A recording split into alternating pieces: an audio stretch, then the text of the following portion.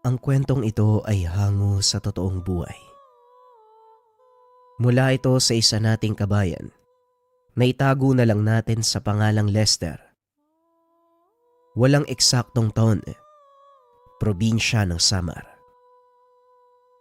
May mga taong isinilang na may natural na kakayahan na magpalayas ng masasamang elemento o humigop ng negatibong enerhiya sa katawan.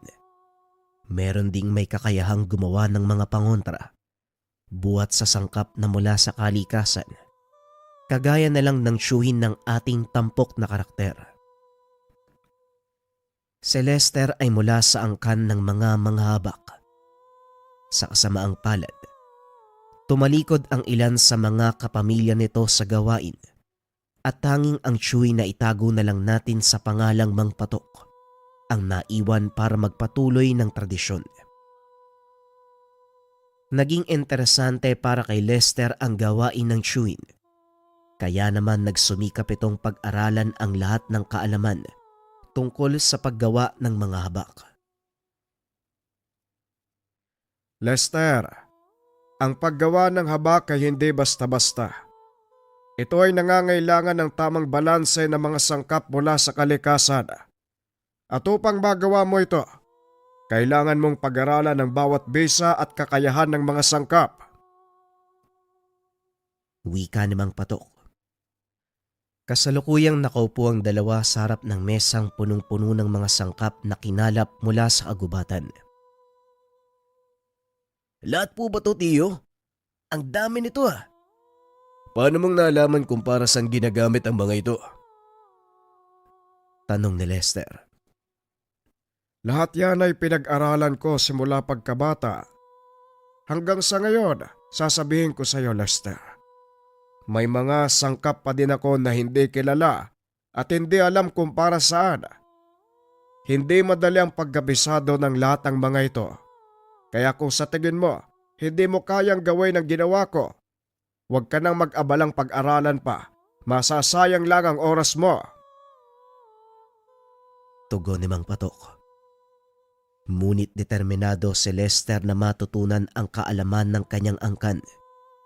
Kaya kahit gaano kahirap ang pagdaanan, pinilit nitong pag-aralan ang lahat ng mga kaalaman tungkol sa sangkap na ginagamit sa paggawa ng habak. Isinasama din ito ni Mang Patok sa tuwing mangangalap ng mga sangkap para alam nito kung saan kinukuha ng matanda ang mga ito. Tandaan mo ang mga lugar na pinagkukunan natin. Dahil sa susunod, baka mag-isa ka na lang na pumunta sa lugar na ito. Wika ni Mang Patok.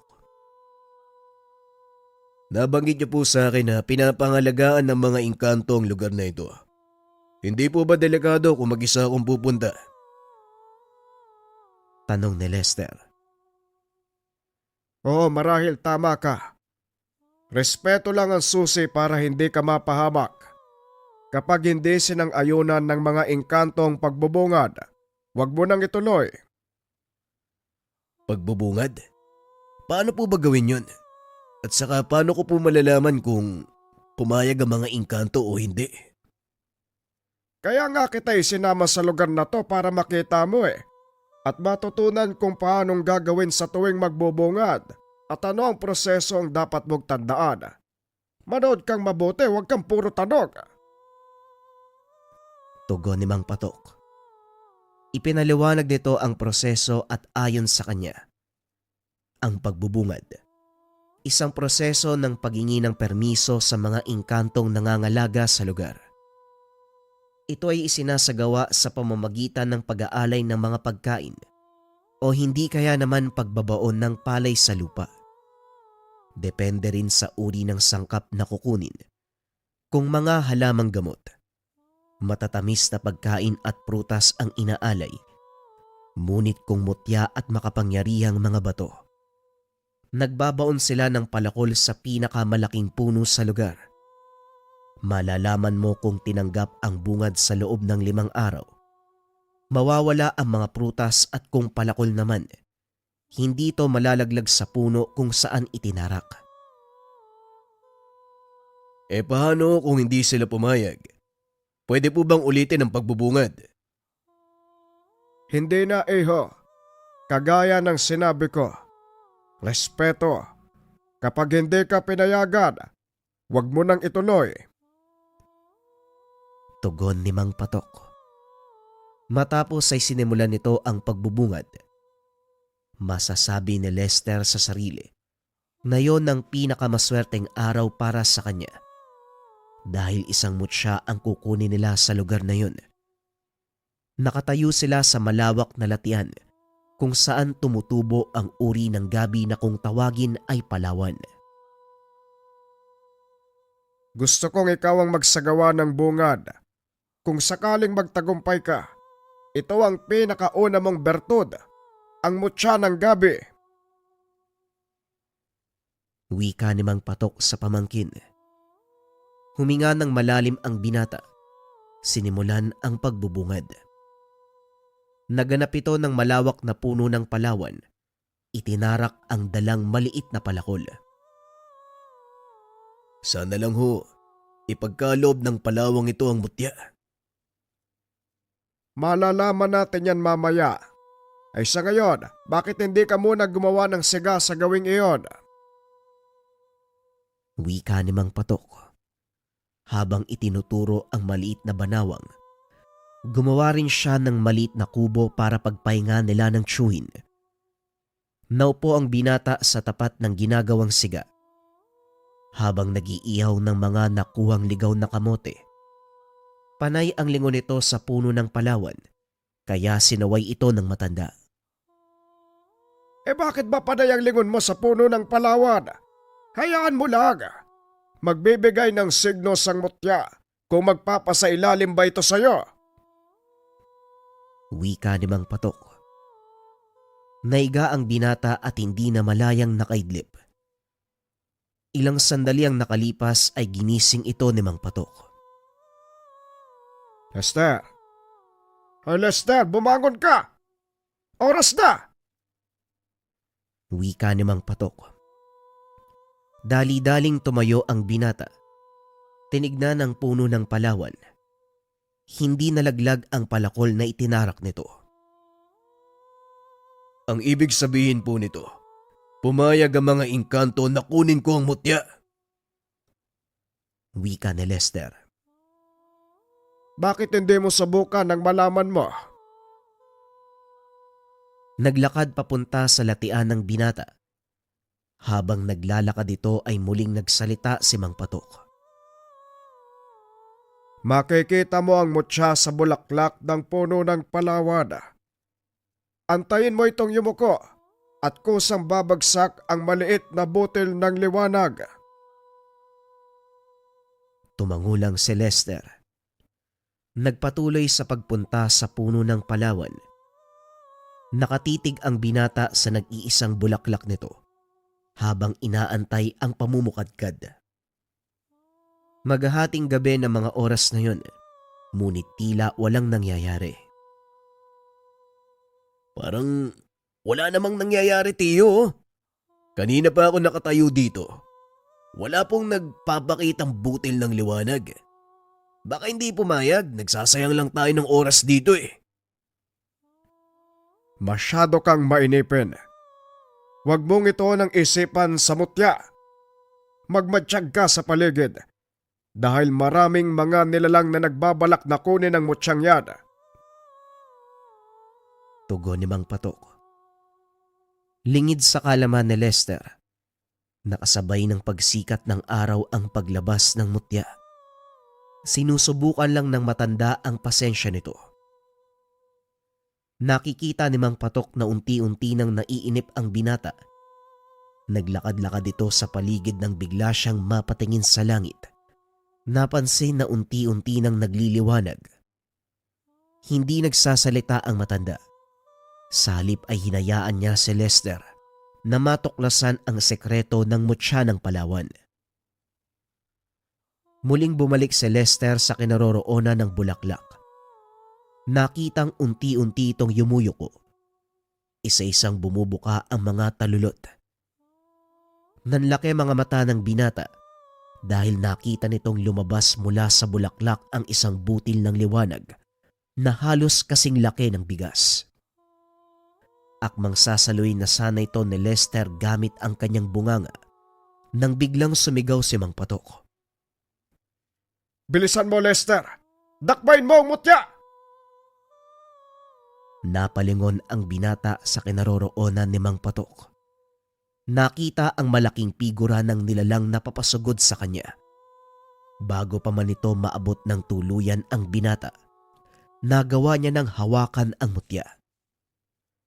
Tumagos na lang ang kamay ng nilalang sa kanyang katawan, bagay na labis na ipinagtataka ng binata. Dali-dali itong tumakbo papunta sa kinaroroonan ni Mang Patok. Nakuha ko na. Pero teka, ano naman yung nilalang na yun? Bakit niya ako sinugod? Wika ni Lester. Ang nilalang na yan ay isa sa mga nagnanais na kunin ang mutya ng Palawan. At nang mahawakan mo na ito, wala na silang magagawa. Hindi ka nila pwedeng saktan dahil ikaw na ang bagong kinikilala ng mutya. Mahusay, Lester. Halika na, tapos na ang pakay natin dito. Tugon ng matanda. Hindi makapaniwala ang binata. Dahil sa wakas, nagkaroon na rin siya ng sariling tangan. Habang naglalakad ang dalawa, panay ang tingin ni Lester sa kanyang nakuwang mutya. Binigyan ito ni Mang Patok ng maliit na sisidlan na gawa sa botelya upang doon ilagay ang tangan. Ano po bang bisa ng mutya ng Palawan? At saka bakit po tumagos lang yung kamay ng nilalang sa akin kanina? Ang mutya ng Palawan ay isang uri ng mutya na galing sa mga halaman.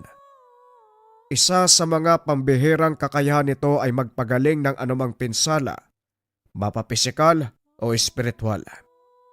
Maliban dito, mabisang pandepensa dahil nagbibigay ito sa may tangan ng kakayahan na hindi tabla ng anumang sandatang gawa ng tao. Kahit bala ng barel, dudulas lang sa balat mo.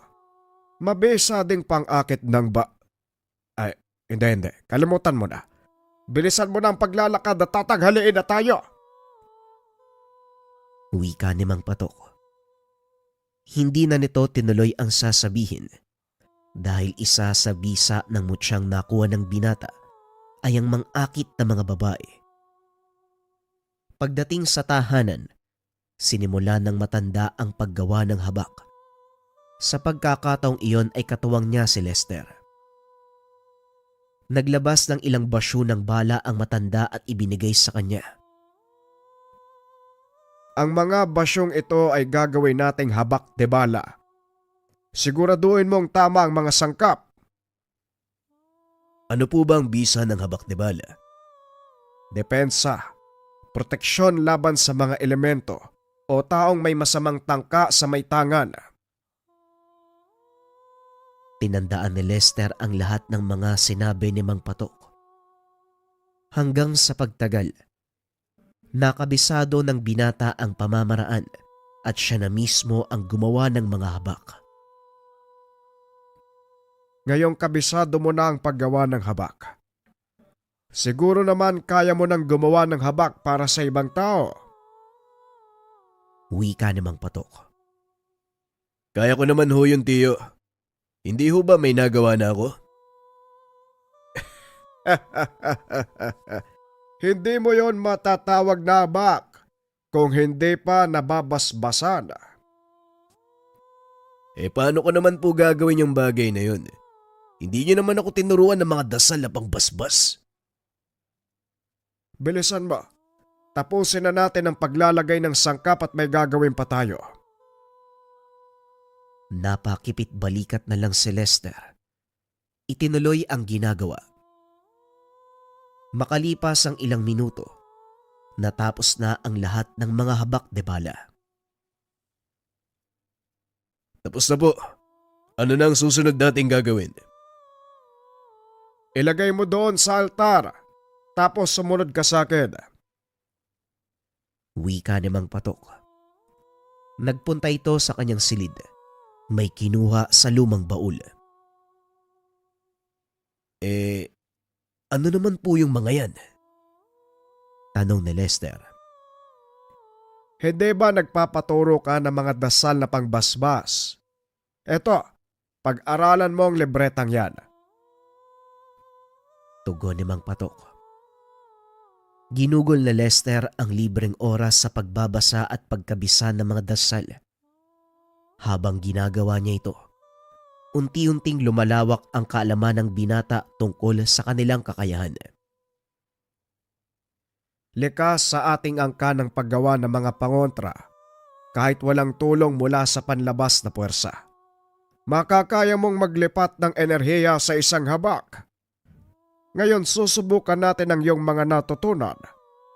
Eto, may isang pares ng baong walang mata. Gawin mo itong pangontra para sa isang taong ginagambala ng mangkukulam. Sige o, ako na humbahala dito. Tugon ni Lester.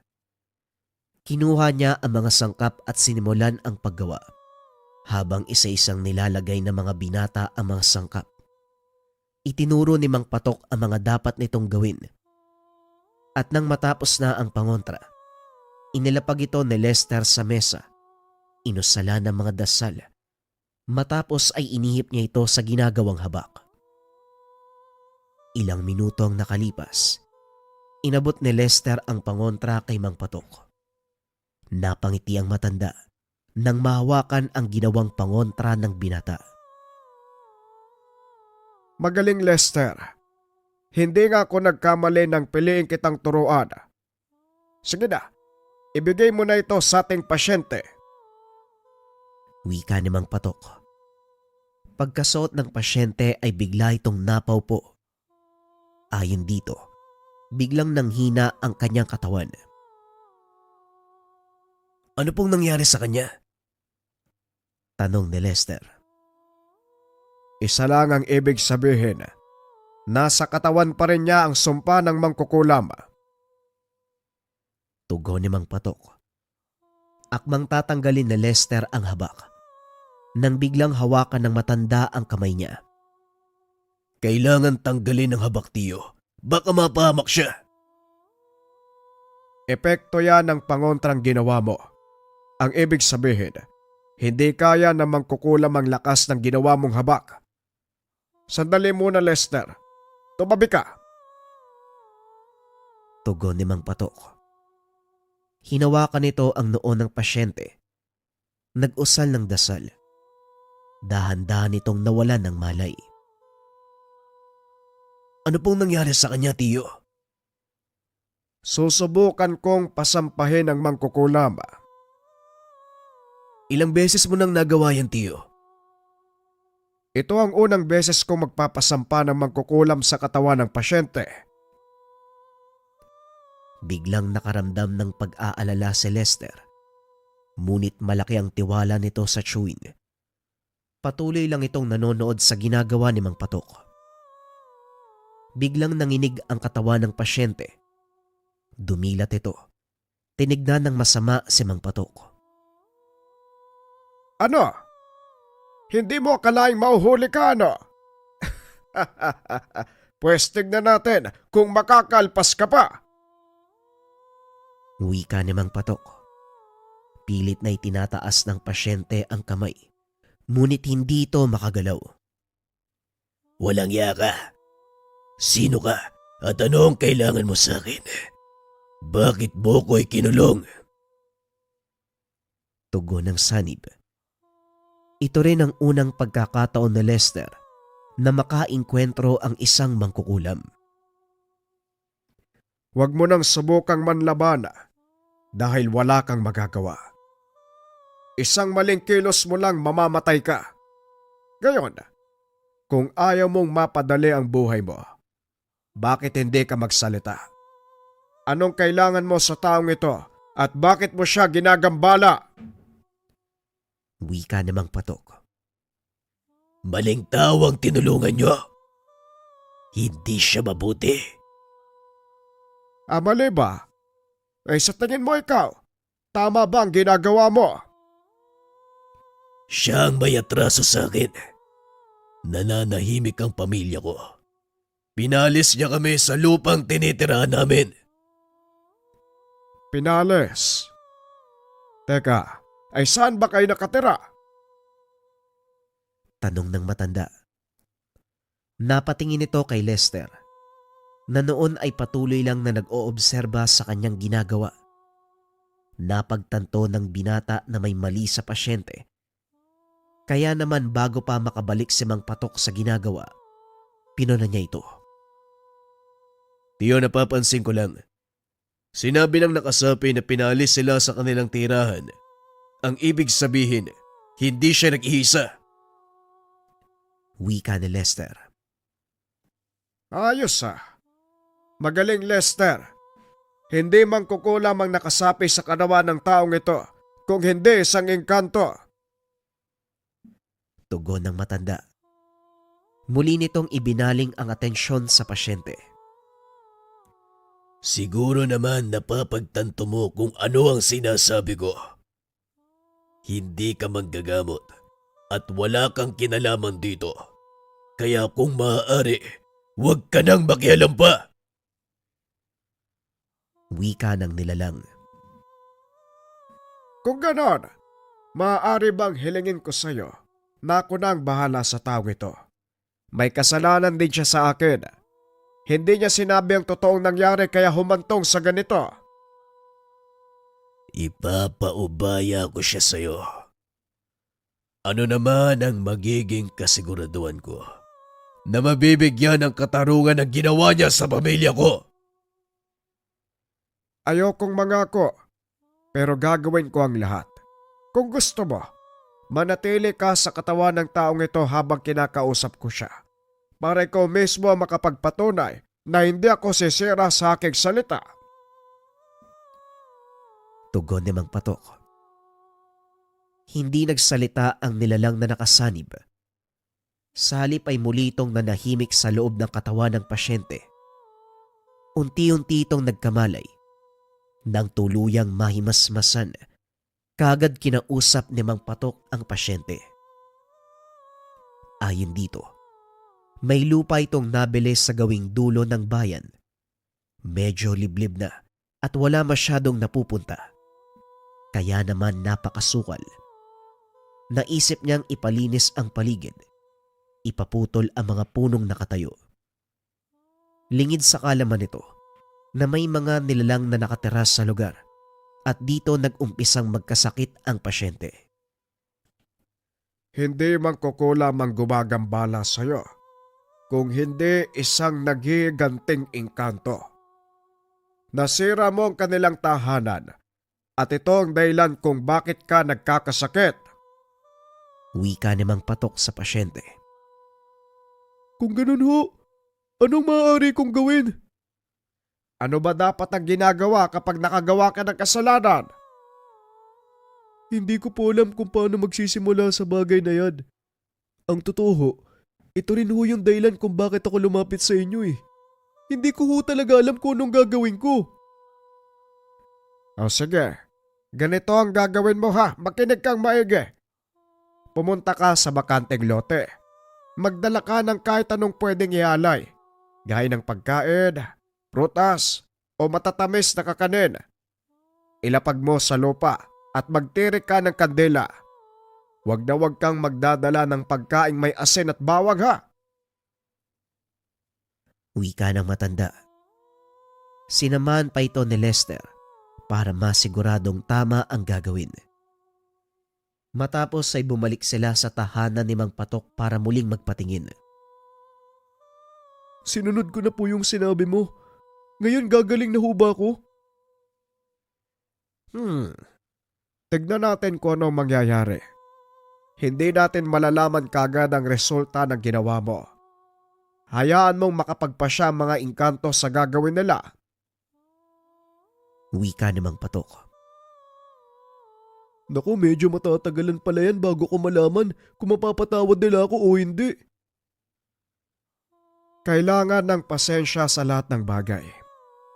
Hindi mo maaaring apurahin ang lahat.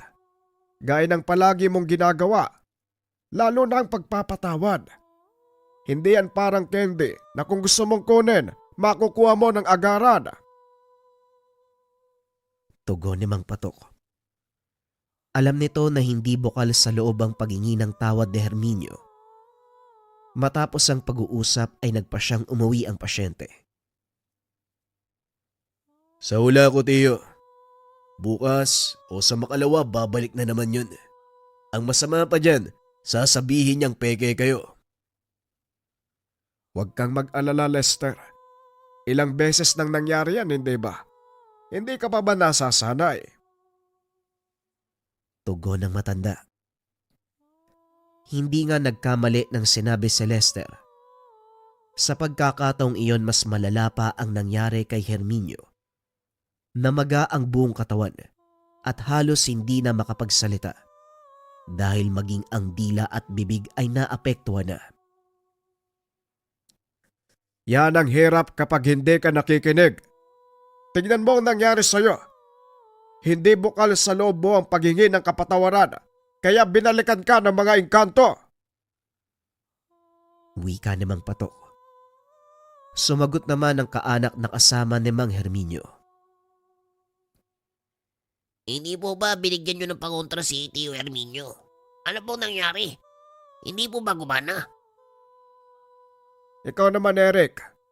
Ang kapangyarihan ng mga pangontrang ibinigay ko sa kanya ay nagmula sa kalikasan at mga elemento. Nawawala ang bisa nito kung ang mismong may tangan ng gumagawa ng mali. Tugon ni Mang Patok. Parang sinisisi nyo si Tio sa nangyari sa kanya. Hindi ba kayong nagturo kung anong dapat niyang gawin? Oo, ako nga ang nagturo sa kanya. Ewan ko kung nauunawaan mo ang sinasabi ko. At saka isa pa, sino bang dapat sisihin sa nangyari dyan?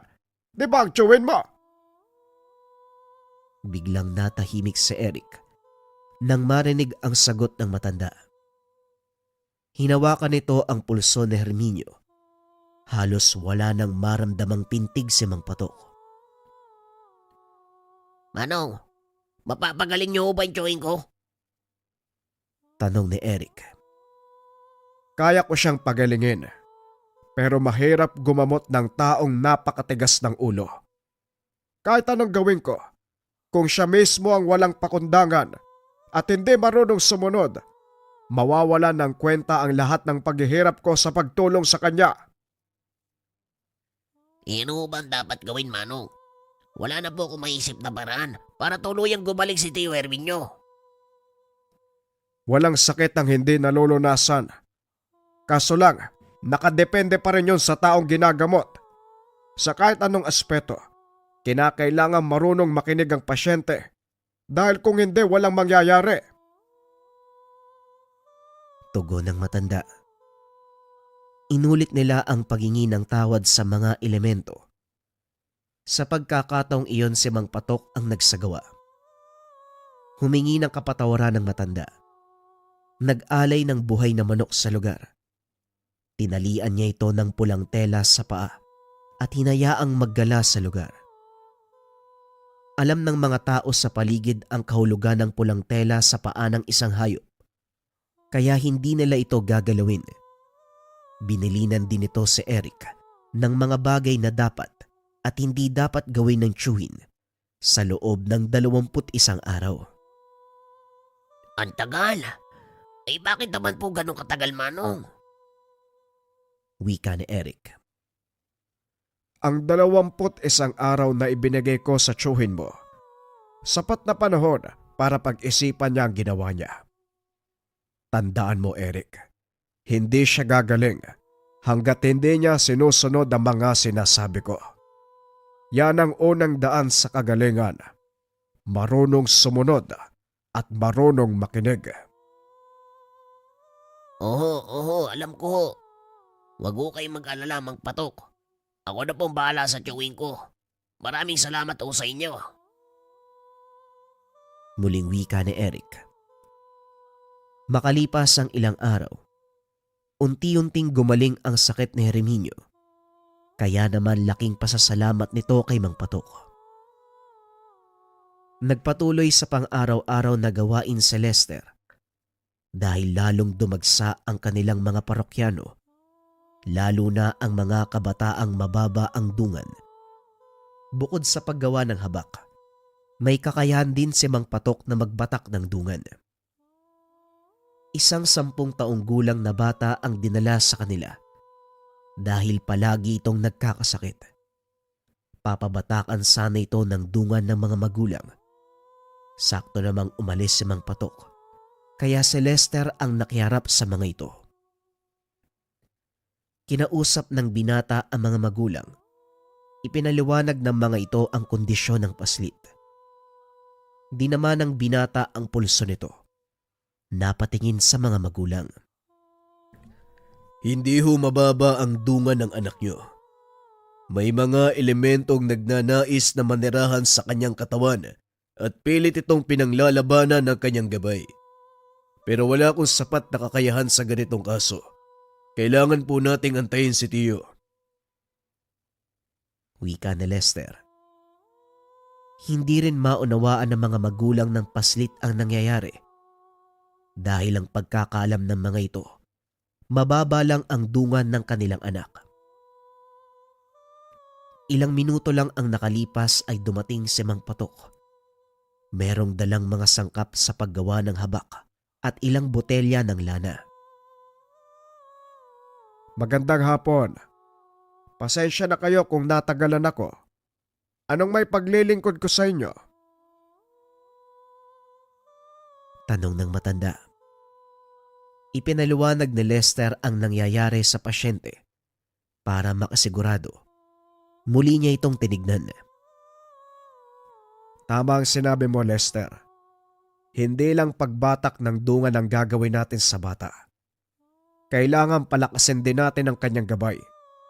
Pero bago yan, gusto kong malaman, may nangyari bang kakaiba sa inyong anak nung sanggol pa lang siya? Tanong ni Mang Patok. Yan din ho ang gusto naming idulog sa inyo. Namatay po sa loob ng 5 araw at nabuhay ang paslit. Pagkatapos ng pangyayaring yon, iba na ang kilos niya. Palagi na siyang nagkakasakit. Madalas kung ano-ano ho ang ginagawa Wika ng ama. Dito na napagtanto na may espesyal na kakayahan ng paslit. May kakayahan din po ang anak namin na makakita ng mga namatay na. Wika ng ina. Kagaya ng sinabi ko, may espesyal na kakayahan ng anak nyo. Ang kailangan niya, isang taong may sapat na kaalaman sa espiritual para mabigyan at magamit ng wasto ang kanyang kakayahan. Tugon ni Mang Patok. Matapos ipaliwanag ang mga posibilidad, nakiusap ang mag-asawang ipasailalim sa pangalaga ng matanda ang paslit.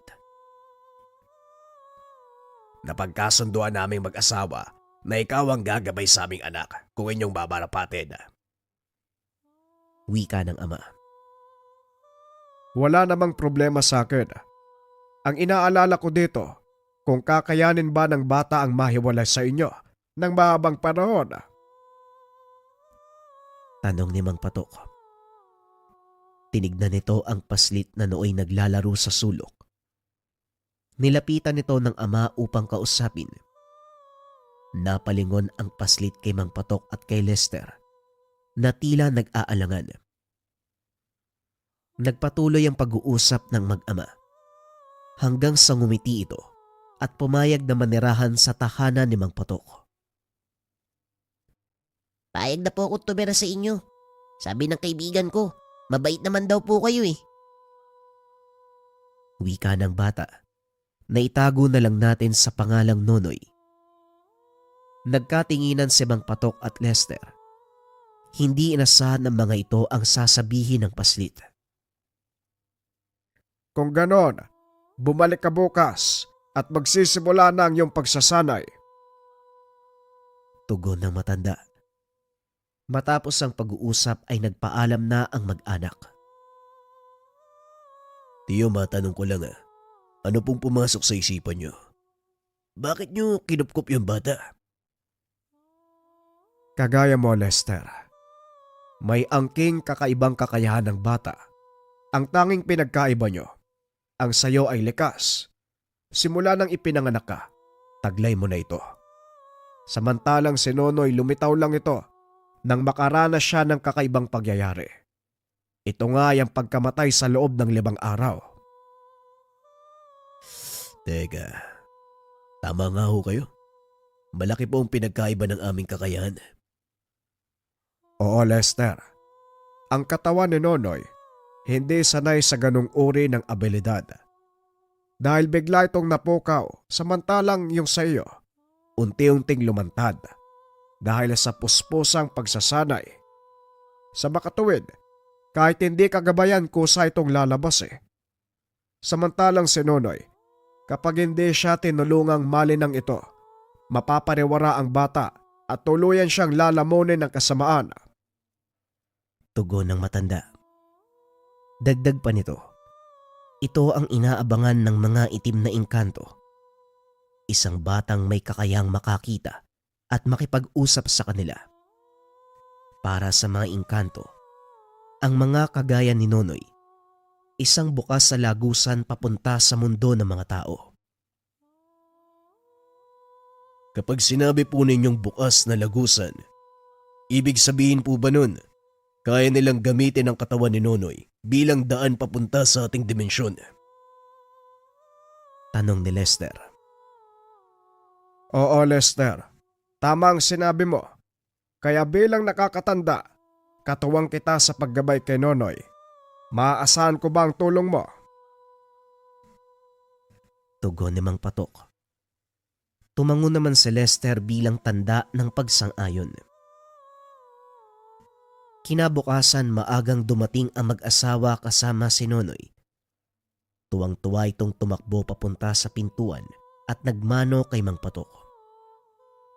10 taong gulang si Nonoy ng mga panong ito. Ngunit kinakikitaan na ng kabutiang asal sa tanda ng pagpapalaki sa kanya ng maayos ng mga magulang. Hindi naman ako dapat malungkot, Kuya Lester. Dahil alam kong para kay mama at papa naman ang gagawin ko. Masyado silang nahihirapan sa pagpapalaki sa akin dahil sa sakit ko Tugon ni Nonoy. Dito napag-alaman ni Lester na sakit ang turing ng paslit sa taglay na kakayahan. Wala kang sakit, Nonoy. Isang biyaya mula sa Panginoon ang kakayahan mo. Sino nagsabing may sakit ka? Di yung mga kaklase ko po. Pati na rin po yung mga kapitbahay namin. Saka minsan nga, yung mga kamag-anak ko pa Ang sabi po nila, may sakit daw po ako, kaya umiiwas sila sa akin. Tugon ni Nonoy. Inakbayan nito ni Lester para kahit papano gumaan ang kalooban. Alam mo, Nonoy, mali sila. Wala kang sakit. Espesyal ka at yon ang katotohanan. Kaya ka nandito para magsanay at sa bandang huli, makikita ng mga taong nang-aapi sa'yo na mali ang sinasabi nila. Wika ni Lester. Nagulat ito sa mga sumunod na nangyari. Ikaw, kuya, hindi ka ba natatakot sa akin? Tanong ng paslit. Napayuko ito upang tignan si Nonoy. Ngunit laking gulat ng binata nang makita ang itsura nito. Nagliliwanag ang mga mata. Nagbago ang kulay ng buhok at balat ng bata. Bagyang napatras si Nonoy. Napangiti na lang ito nang malaman na hindi lang basta pangkaraniwang bata si Nonoy kung hindi isa itong tabon.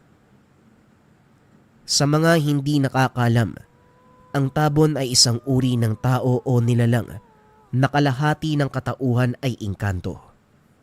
Ang mga ito ay hindi likas na isinilang na ganon ang katangian. Nangyayari ang pagiging tabon sa sandaling makaranas ng paglalakbay sa mundo ng mga espiritu ang kaluluwa ng isang tao at makabalik ito sa kanyang katawan. Ngunit hindi lahat ng nakakaranas ng ganitong pangyayari ay nagiging tabon. Tanging ang mga kaluluwang nagkaroon ng kasunduan sa mga elemento ang bumabalik na may ganitong kakayahan. Balik tayo sa kwento. Muling kinausap ni Lester ang paslit dahil lubos itong nauunawaan kung bakit sinasabi ni Nonoy na may sakit siya. Ang ganda pala ng anyong engkanto mo, Nonoy, oh. O diba? Sinong nagsabing may sakit ka? Tanong ni Lester. Pero, hindi ka natatakot sa akin, kuya? Bakit naman ako matatakot sa'yo? Halika na nga, pumasok na tayo sa bahay. Nang makita ni Tio Patok yung ikalawa mong anyo, siguradong matutuwa yun kapag nakita niya yan. Pero, ikaw lang po yung nakakakita nito, kuya. Hindi makikita ni Manong ang anyo ko kahit gustuin ko pa. Hindi makikita kahit gustuin mo. Eh bakit naman? Piling tao lang po nakakakita ng ikalawa kong anyo. Nararamdaman nila yung pagiging iba ko kaya natatakot sila. Kahit kailan, mapanghusga talaga ang mga tao. O sige, ganito na lang. Isikreto na lang natin ang nakita ko. Walang makakaalam. Ayos ba yun sa'yo? Oo naman, kuya. Ayos po yan. May merienda po ba sa loob? Nagugutom na po ako Pag-uusap ng dalawa. Pumasok sila sa tahanan. Pinaghainan nito ng pagkain ng binata. Matapos ay kinausap ni Lester si Mang Patok tungkol sa nalaman. May sasabihin ho ako, Tiyo. Nangako ako kay Nonoy na isesekreto ko ang bagay na ito. Pero sa tingin ko, kailangan niyong malaman. Isa siyang tabon. Wika ni Lester. Ay, siya nga ba? Sinasabi ko na hindi lang pagbubukas ng kakayahan ang nangyari sa kanya. Alam ko na may mas malalim pang dahilan. Bueno, ito naman talaga ang dahilan kung bakit natin siya kailangan tulungan. Huwag kang mag-alala. Aarte na lang ako na hindi ko alam. Wika ni Mang Patok. Matapos kumain ni Nonoy, isinama ito ni Lester sa likod ng bahay para mamitas ng mga gulay na iahalo sa kanilang ulam. Maliwanag pa ng mga sandaling iyon. Habang namimitas, biglang nagsalita si Nonoy. Napakadaming lambanang nangangalaga sa taniman nyo. Marami akong magiging kalaro dito. Siguradong masaya to. Wika ni Nonoy. Oo, Nonoy. Marami kang magiging kaibigan dito. Kaya hindi ka malulungkot. Pero mag-iingat ka ha. Dahil maraming masamang engkanto dito.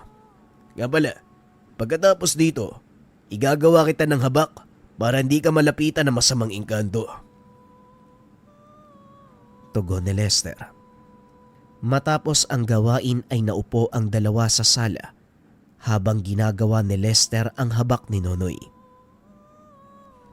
Tandaan mo, Lester. Iba ang kaso ni Nonoy. Kaya dapat alamin mo ang tabang habak na gagawin mo para sa kanya. Habilin namang Patok. Matapos ay hinayaan nito ang binatang tapusin ang ginagawa. Medyo natagalan si Lester. Mabusisi ang paggawa ng habak de bala. Nakatulog na lang si Nonoy sa tabi nito.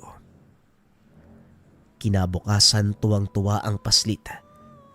Nagising itong suot na ang ginawang habak.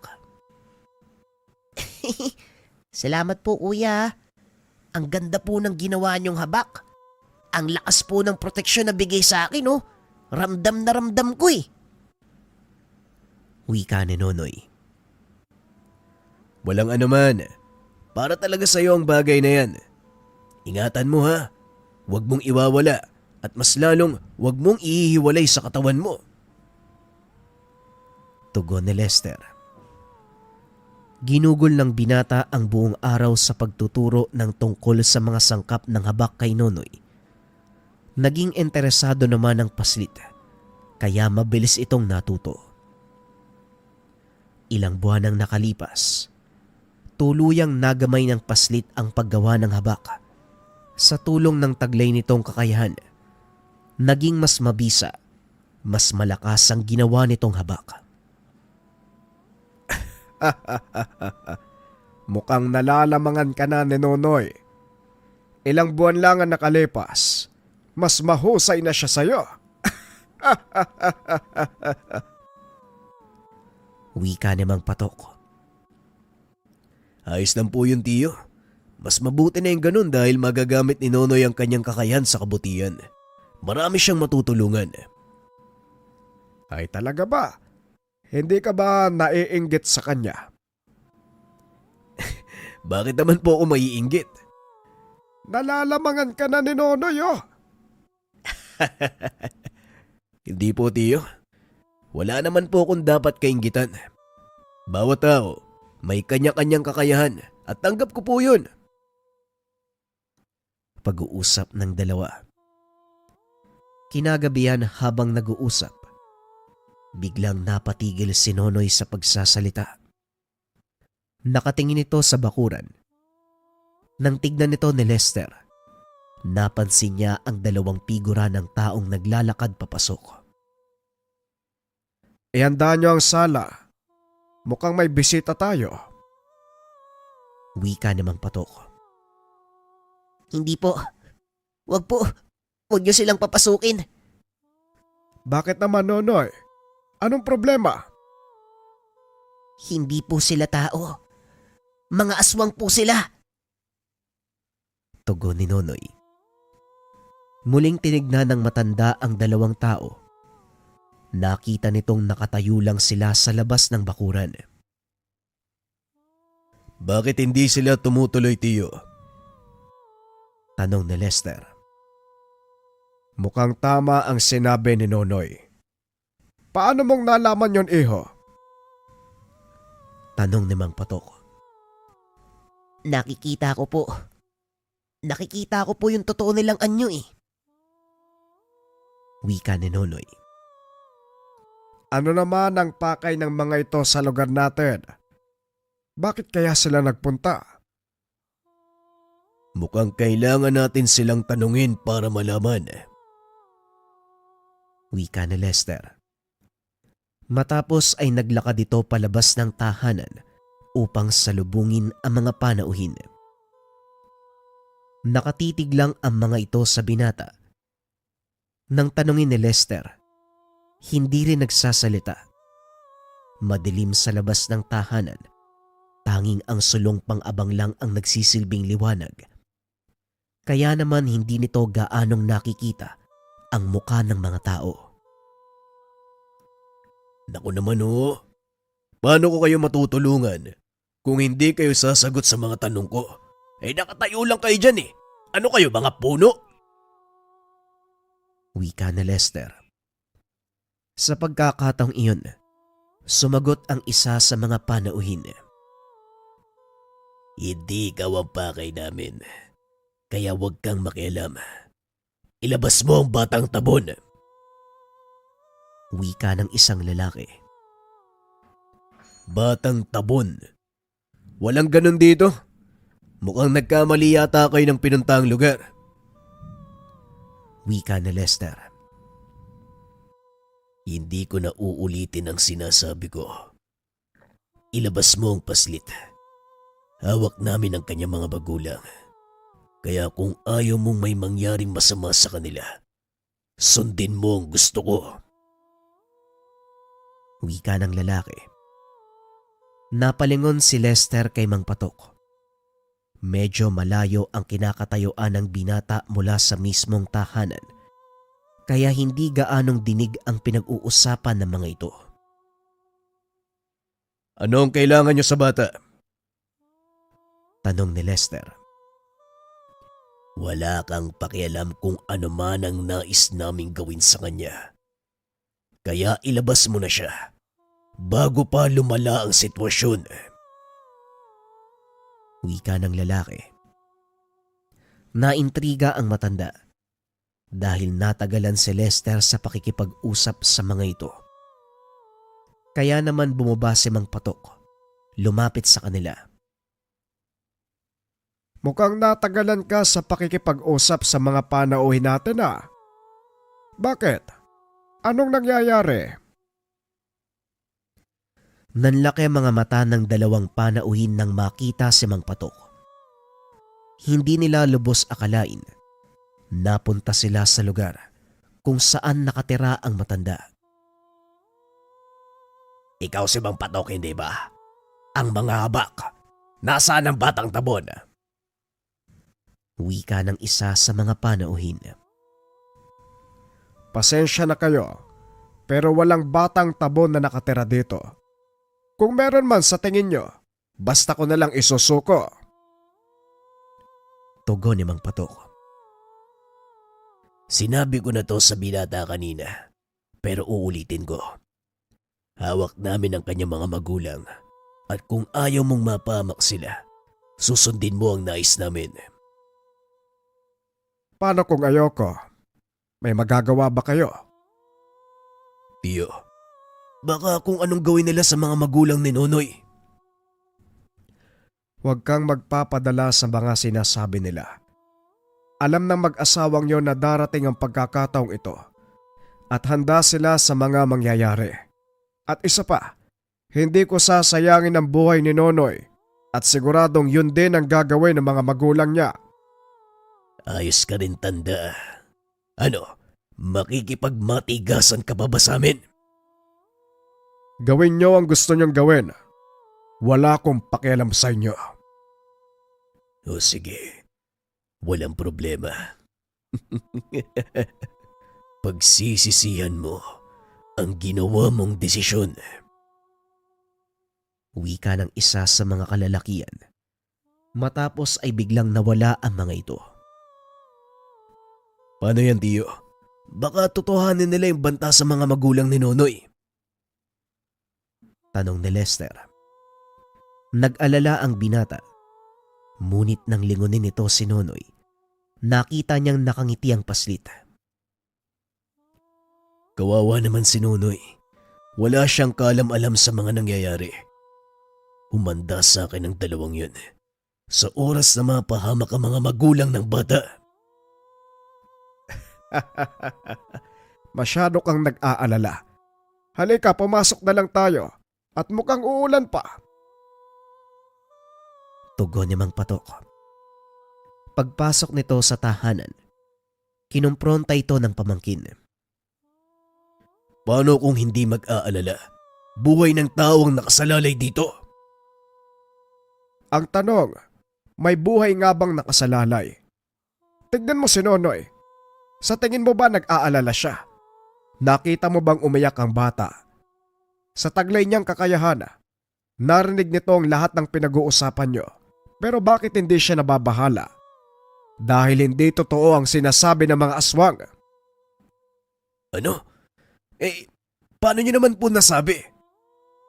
Dahil una sa lahat, Kuya Lester, hindi ko naman talaga sila totoong mga magulang.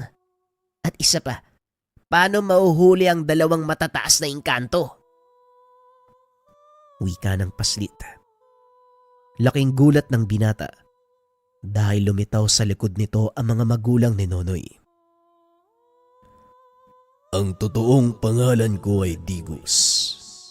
Gabay ako ni Nonoy at ang kasama ko naman ang aking kakambal na si Hilang.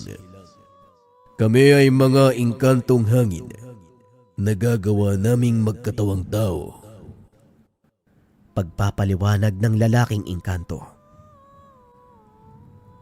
Ulilang lubos na si Nonoy.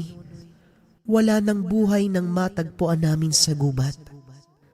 Hawak siya ng inang wala ng buhay, habang nakaharang naman sa kanila ang kanyang ama, na tila pinagtanggol sila sa kung ano. Ilang minuto pa lang nang bawian ng buhay ang sanggol, kaya nagpasya kami ng kambal ko. Nakupkupin siya at bigyan ng panibagong katauhan. Ito ang dahilan kung paano siya naging tabon. Wika ng babaeng engkanto. Ayon pa sa mga ito, ang dalawang kalalakihang nagpunta sa kanila, ang mga aswang na pumatay sa magulang ng bata. Nakarating sa kanila ang tungkol sa kakayahan ni Nonoy. Kaya pinili namin ni Hilang na ihabilin siya sa inyo. Alam namin na maaalagaan nyo ng mabuti ang bata dahil nangangailangan siya ng kagaya niyang tao, lalong-lalo na sa kasalukuyan niyang edad. Wika ni Digos. Bakit naman nila gustong makuha ang bata? Si Nonoy ay isang tabon. May kapangyarihan siyang bumuhay ng mga mutya at bertud. Ito ang kanilang hinahanap. Limitado ang kapangyarihan ng mga aswang. Kakailanganin nila ng isang mapagkukunan ng lakas para mapanatili ang kanilang anyo. At yon ang katangiang taglay ni Nonoy. Kung ganon, hindi sila titigil hanggat hindi nila nakukuha si Nonoy. Tama ang iyong sinabi. Babalik at babalik ang mga yon. Kaya kailangan niyong maging handa. Tugon ni Digos. Ilang sandali ang nakalipas, bigla silang nakarinig ng malakas na kalabog sa bubong. Dali-daling kinuha ni Lester ang kanyang itak. Inusala ng dasal. Ganon din ang ginawa ni Mang Patok. Sinabihan nito ang mga inkantong pangalagaan si Nonoy. Kahit anong mangyari, hindi ko hahayaang makapasok ang mga aswang na yan sa aking tahanan. Huwag kayong lalabas dahil protektado ang buong tahanan. Wika ng matanda. Naglakad ito palabas ng tahanan upang harapin ang mga sumalakay na nilalang. Kung gusto niyong makuha ang bata, bakit hindi kayo bumaba dito? Mangyayari lang yon kung mapapatay niyo kami. Wika ni Lester. Lumapag sa lupa ang isa sa mga aswang. Walang pagdadalawang isip na sumalakay. Sinalubong naman ito ng binata. Inundayan ng taga. Laking gulat ng nilalang dahil tumalab sa katawan niya ang talim ng itak ni Lester. Paano mo ako nasugatan? Pangkaraniwan lang ang sandata mo. Oo, pangkaraniwang talim na binalot ng makapangyarihang dasal. Tugon ni Lester. Sabay pakita ng suot niyang habak. Hindi ba yan ang kauna-unahang habak na ginawa ni Nonoy? Ito nga po. At ngayon, alam ko na kung bakit binigay ni Nonoy sa akin ang pinakauna niyang gawa. Tugon ni Lester. Sabay sugod sa aswang. Sinubukan nitong pigilan ng binata pero wala ring nagawa. Dahil sa oras na lumapat ang kanyang kamay sa katawan ng binata, napapaso ito. Tuloy-tuloy sa pag-atake si Lester hanggang sa magawa niyang putulin ng kamay ng kalaban. Dito na nagpakita ang isa pang aswang. Ngunit sa halip na lumaban, hinila niya palayo ang kasama. Wala tayong laban sa kanila. Umatras na tayo. Wika nito. Ngunit nagmatigas ang isa pang aswang. Ang batang yun lang ang pag-asa natin para mapanatili ang angkan. Wala akong hinangad kung hindi ang kabutihan ng ating lahi. Gagawin ko ang lahat para mapanatili tayong buhay. Nahihibang ka na. Umalis na tayo dito. Yun din naman ang mangyayari sa atin bandang huli. Bakit pa natin naantayin? Mabuti nang mamatay tayo dito. Pag-uusap ng dalawang aswang. Lingid sa kaalaman ng mga ito. Pinakikiramdaman lang ni Mang Patok ang kanilang mga kilos. Ginagawa niya ito upang mapanatili ang pagiging aswang ninyo. Tama ka, tanda. Hindi kayo ang makakapigil nito. Kahit alam mong wala kang panama, tignan mo ang iyong sarili. Sa tingin mo may mapapala ka ba? Tama ang matanda. Umalis na tayo dito. Pakiusap, huwag niyo pong papatayin ang kasama ko. Sino bang may sabing papatayin ko kayo? Nag-uusap lang tayo dito eh. Lester, ibaba mo yung itak mo. Hoy tanda, anong gusto mong mangyari? Depende sa gusto mong mangyari. Ibabalik ko sa iyo ang tanong. Ano ang dahilan kung bakit ka nandito at nagbubuwis ng buhay? Hindi ba para mailigtas sa mga kauri mo? Tama ka tanda, kaya huwag kang humarang. Sino ba nagsabing may haharang sa iyo? Malaya kang gawin ang gusto mo. Yon ay kung kaya pa ng katawan mo. Pero hindi na kailangan pang makipaglaban. Makinig kang mabuti, aswang. May kasunduan akong ilalahad sa iyo. Ito ay ang aking panukala. Gagawin kitang bantay ng batang yan. Kayo na mga kauri mo. Sa ganung paraan, mapapanatili mo ang inyong lakas. Kasabay nun, mananatiling ligtas si Nonoy. Kalokohan ang gusto mong mangyari. Paano? Teka, sandali lang. Sigurado ka ba sa sinasabi mo tanda? Ano naman ang kapalit nito kung sakaling sumang-ayon ako? Tatalikuran mo ang pagpatay ng tao. Kayo na mga kalahi mo. Matagal na naming tinalikuran ng pagpatay ng tao, tanda. Kaya nga kailangan namin ng paslit para hindi kami tuluyang maglahos sa mundo.